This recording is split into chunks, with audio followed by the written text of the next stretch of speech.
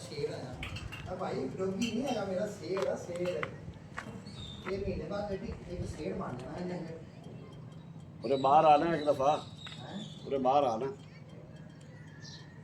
Video बनानी है। अंदर रखते हैं कहने 2 कमरे में, एक टीवी रूम और एक वाशरूम, एक किचन है।